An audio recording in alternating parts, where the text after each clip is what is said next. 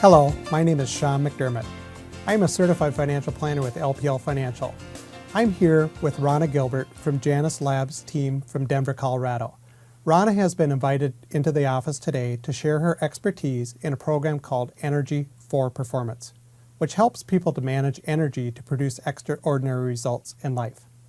Through Janus Labs, Janus offers research-based tools to help financial advisors like me in a variety of ways, including health and wellness. As an advisor, I believe it's important you invest in good financial, physical, and mental health for a happy and full retirement. Research today has learned that by studying elite athletes and working with corporate executives, skillfully managing both physical and mental energy in sports and business can take you to the next level of performance. The presentation today is going to focus on how to train in 4 dimensions for extraordinary results. Let me turn it over to Rana to tell us more about the program. Thanks, Sean. It's nice to be here today, and this is a topic that's really important to our hearts, so really thrilled to see that you wanted to introduce this topic and get this content to your clients as well, because this is really information that anybody can benefit from. And really, for us, thinking about this program and putting it together, one of the things that we went back and looked at was just this idea that most of us, especially working professionals, but really just busy people, think that we need more time. Everybody would like more time in their day. Wouldn't you like more time in your day? Would love to have it. Unfortunately, I can't necessarily give you more time, but what I can do is give you more energy. And if you think about the fact that time is finite, but our energy really isn't, we can renew our energy. So where we can really become extraordinary and be productive is when we can learn how to manage our energy and renew ourselves to get more energy. So in the end, it may actually give you more time because you're going to be more effective and more efficient. I see. So we created this program in partnership with a really unique organization called the Human Performance Institute. And they started in business about 30 years ago, really working with elite athletes. And their challenge was to help athletes who frankly should have been at the top of their game, but for some reason something was keeping them from getting there. And in most cases what they found is it really had very little to do with their physical sport, but it was something else that was happening.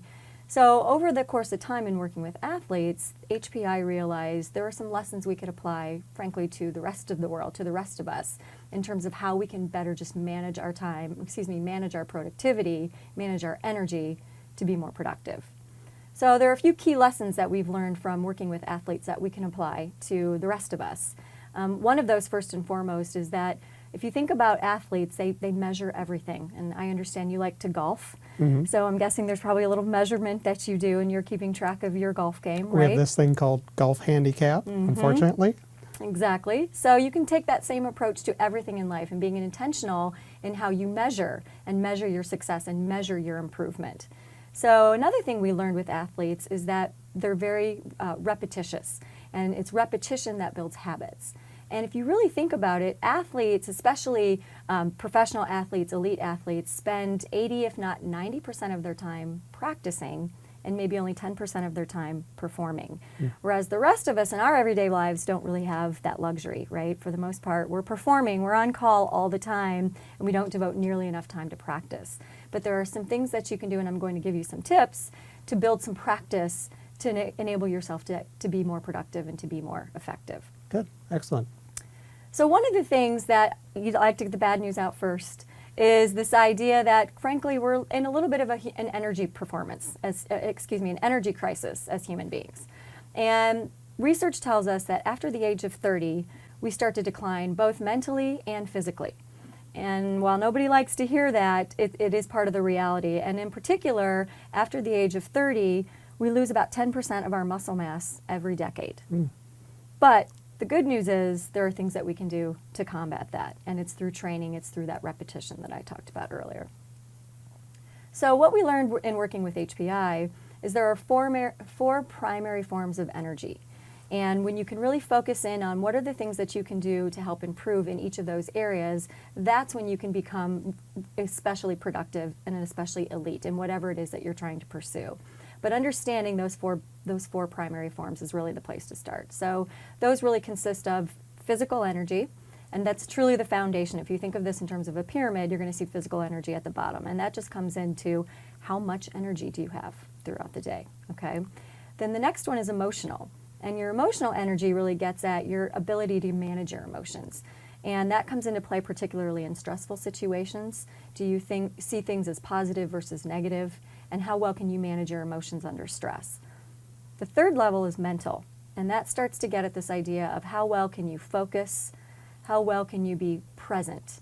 You hear a lot of people talk about time management, and time management is what might get you physically to a meeting, but that doesn't mean you're physically or you're mentally in that meeting. You know, I think we've all been guilty of that at some point in time. I don't know if you've ever done that, but be in a meeting or maybe even having a conversation with your spouse or a friend, but your mind is somewhere else.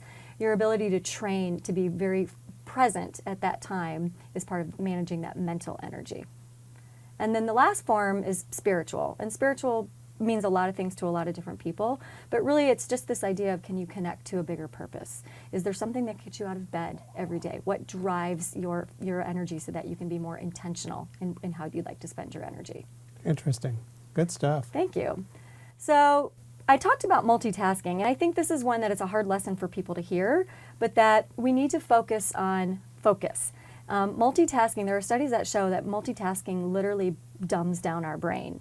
And in order to be truly present, we need to be paying attention to really what's most important to us at that time. And, you know, sometimes multitasking can be fine if there's no negative consequences potentially. So doing the laundry while you're watching TV, sure, go ahead and multitask all you want in that respect.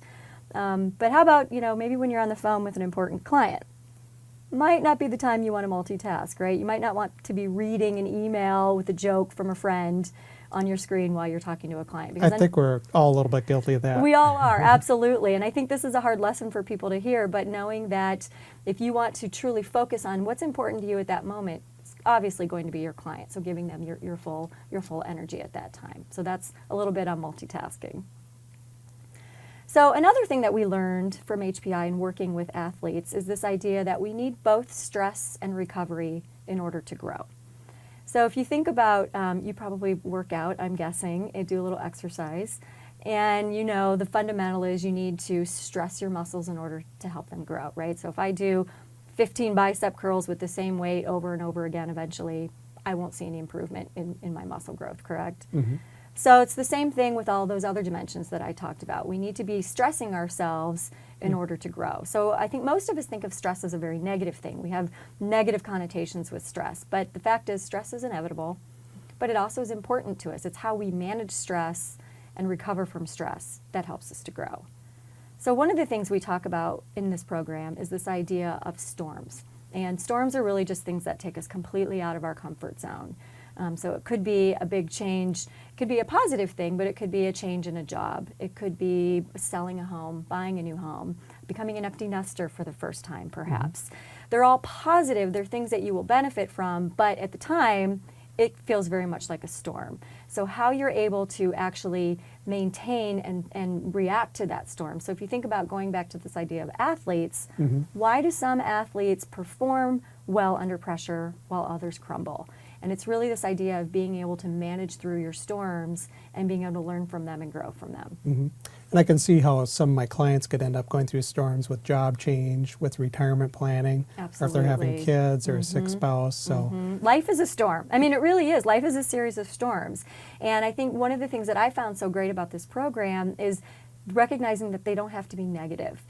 You can acknowledge that you're going through stress, but then keeping your eye sort of on the prize, you know, what's going to happen, what's the positive thing that's going to come as a result of this, and just having reminders about that it's not going to be, you're not going to be feeling the way you feel all the time. But then also making sure that you take time for recovery. If you're going through a big life change, you might want to think about maybe scheduling a little time off at the end of that life change if you can, or doing something fun, something that's going to take your brain off of some of these things that you're focusing on, right? So you're right, every single one of us experience storms. All for that. All throughout our lives, absolutely, absolutely. So then the next thing that we learned working with athletes is this concept that we're creatures of habit. And I was pretty fascinated by this when I came across the studies that say that almost 95% of what we do on a daily basis is completely unconscious. We don't even think about it. So if you think about your routine in the morning, you know, the way you brush your teeth, even maybe the process in which you go to, the order in which, you know, you get up, you have your coffee, you have your breakfast, you read the, you know, whatever your schedule is, we all become, and it's because we're trying to be very efficient. Our bodies are meant to be efficient, so we become extremely efficient over time. So what elite athletes are able to do is take that 5% that we know we need that's more intentional and focus their efforts, their energies very intentionally so that they can improve themselves. So it's the same concept that we can all apply to our lives, which is what are those habits? What are those things that we can put in place so that they eventually become a habit? It eventually becomes something we have to work on for a while, but next thing you know, it becomes a habit. So I don't know about you. I'm a morning workout person and never used to be, was never a morning person, but found that that was my ritual because if I didn't, it didn't happen. So now I know if I go and I get up on a day that I just decide not to work out, I don't quite feel right because it's become part of my habit. So putting in place those rituals that eventually become habits. Mm-hmm.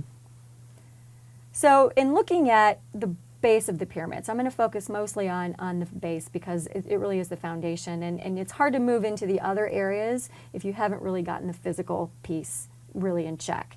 And it's not to say that there's perfection, nobody's going to be perfect, but really thinking about your physical energy and what does that mean? Well, physical energy is really going to come from food and movement are going to be the two primary forces of your physical energy. So if we look at food, there's really a really important way to think of this, and it goes back to thousands of years ago. You know, what were the opportunities and threats that were presented to us as human beings? And we haven't really evolved much, quite frankly. So it used to be that we were in a feast or famine most of the time, and so our bodies were looking for ways to conserve energy and then find ways to give you bursts of energy when you needed it. So when you needed to pursue food or frankly keep yourself out of harm's way. So that is what we talk about in today's world. A lot of people do what we call survival-based eating. And it goes back to those old days. And so do you eat breakfast in the morning? I do have a good breakfast every morning. Good for you. Okay, because a lot of people don't.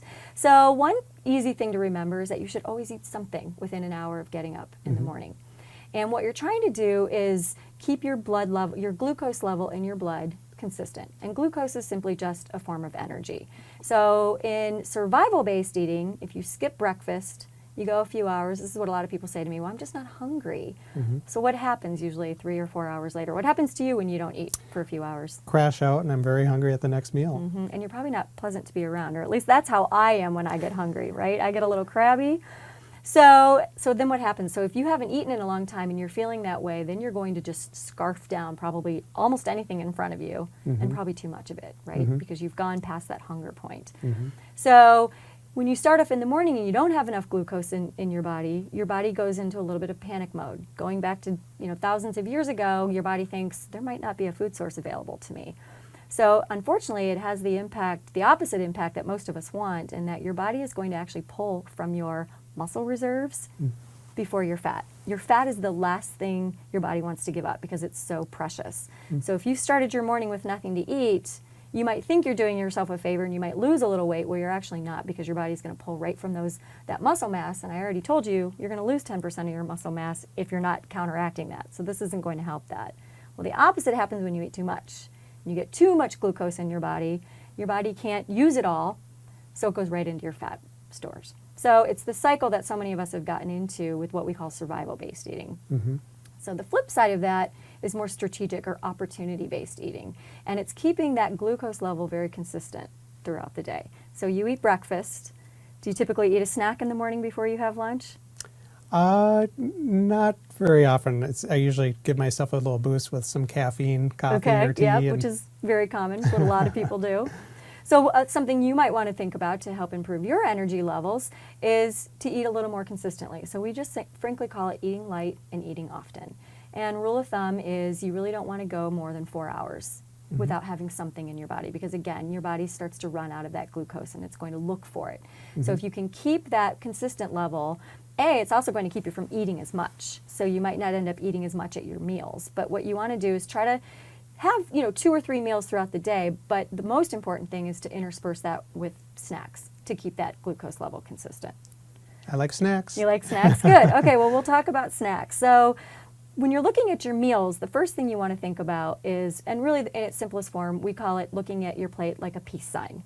And it's trying to get at portions. and what kind of portions should you be eating. And a great measurement, I love this, especially people who travel, maybe people who struggle with this idea of portion control, is to use the palm of your hand as a measurement tool. And it's great because it's always with you, right? So this idea of, if you're looking at your plate, it's a peace sign plate, you want it to be 40% fruits and vegetables, 40% grains, and 20% protein. So one serving of protein, which is going to be your 20%, is usually about the size of your palm. And you'll notice the size of your palm is probably different from the size of my palm. That's because we're different sizes, right? So you obviously have a different nutritional needs than I do in terms of quantity. But if you're eating a piece of fish or a piece of meat, this is about what you're looking for a portion. And I think that's a lot smaller than what most people would think. The average hamburger probably isn't that big, right? So you can use the same thing then in measuring your fruits and vegetables and your grains, and you're just going to do 2 handfuls. So same thing, fruits and vegetables. I know it's not always easy. You can't necessarily put your hand in the bowl, especially if you're out in public, but it gives you a pretty good visual of what kind of measurement you should be using. So those are your main meals, and then interspersed. Do you have a question? Oh, I was going to ask, so would you have the equal amounts for breakfast, lunch, and dinner? So Not necessarily. You can. In an ideal world, that would be great. We don't all live in an ideal world, right? So part of being strategic about what you eat is looking at your day, if you can. If you get up in the morning and you see, wow, I am back-to-back meetings all day, I know I can start with that good breakfast now, right? So you can definitely have that for breakfast. But, wow, I don't think I'm going to actually have lunch, the opportunity to have a lunch until maybe 3 o'clock this afternoon. That can happen. That's probably not that unusual. If that's the case, then you want to work in your snacks. So you've had breakfast, you want to go no more than 4 hours until you have your first snack. And typically a snack is going to get you, again, it's not the size of a meal, so you're going to have less calories. A snack should be about 100 to 150 calories. And a snack should get you about 1 or 2 hours. So that's where the strategic part comes in. You might find that you need to actually eat 2 or 3 snacks before you can have your next meal. It really depends on your schedule. In an ideal world, 3 meals, 1 or 2 snacks in between would be perfect. But that gives you the flexibility. But part of that then is knowing in advance that you need those snacks. And personally, that's something I do. I travel a lot, so I keep a bag of snacks with me at all times. And your snacks really are going to also depend on what kind of activity level you're expecting later in the day. So if you need more energy, if you're expecting to have a workout, you might eat something that's going to give you more quick energy versus something that you might want to have to sustain you longer. And that's going to be working in something more like a little more fat or a little more protein that's going to last a little bit longer. Okay, excellent. So then we talked about food. Well, the second part of building this foundation is movement. And I think we all know we should be doing more. Probably for the most part, most of us just don't get the kind of exercise that we really need. But it's really the foundation for all of the engagement, really in all of the areas, is getting just more movement. And again, as I said, after the age of 30, you need to factor even that much more. But what you want to be thinking about is this idea, and it's kind of counterintuitive until you really get into working out and exercising, is this idea that by moving, you can actually give yourself more energy. And I think sometimes at the end of a long day, it's the last thing you want to do. But when you can force yourself to do it, and even if it's just a walk, maybe it's walking a couple of flights of stairs, you get those endorphins, and it actually gives you a little bit more energy. So just focusing on getting the right kind of energy that you need throughout the day, really just through movement. And what we need movement for really is to help with energy to all parts of our body, because movement is going to help move the oxygen and the glucose that I talked about to get that to your body, and just as importantly, to get it to your brain. There's a lot of impact that you'll feel when you sit too long during the workday, perhaps, when you might have an important meeting or something you need to focus on. Well, if you've been sitting too long, it's going to be harder for you to concentrate because you're not actually getting that blood flow to get the oxygen and the glucose to your brain. So movement's really important to help you with your mental energy as well as your physical energy. So one of the things, in fact, I'm going to have you look at this picture if you don't mind. It's not a test. I'll just have you look at the picture. Does that make you think she's getting the benefits of exercise that she needs? I don't think so. Probably Doesn't not. look very intense at all. Now, getting yourself to the gym, yes, can be the first step, but really what's important is intensity, and it's really just getting your heart rate up. So a couple rules of thumb on that. Frankly, if you can have a conversation, a cell phone conversation, if you can read a magazine or a book while you're doing cardio, you're probably not going to be getting the kind of intensity that you need. You need to push yourself outside of that comfort zone, to feel a little discomfort in order to truly get the benefits. Okay. So how do you put this in place? You know, I talk to a lot of people about this. I don't think anything I've told you has been necessarily earth-shattering, but I think the struggle most people have is, I know I need to eat right, I know I need to exercise more. How do I actually do it?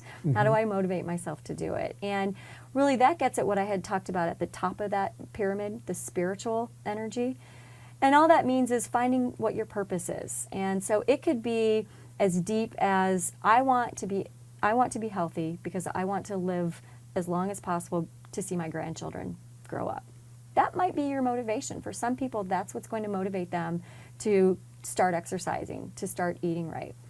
It could also be on a daily basis, finding something that's going to get me out of bed this morning. You know, I might want to sleep in, but I know I need to come here and do this with you, and I want to make sure that I'm fully focused, I'm fully engaged, and if I sleep in and I don't get my exercise, or I had too much to eat last night, or maybe one too many cocktails last night, I might not be in the shape I need to be in to be able to give you the energy that you're needing from me today.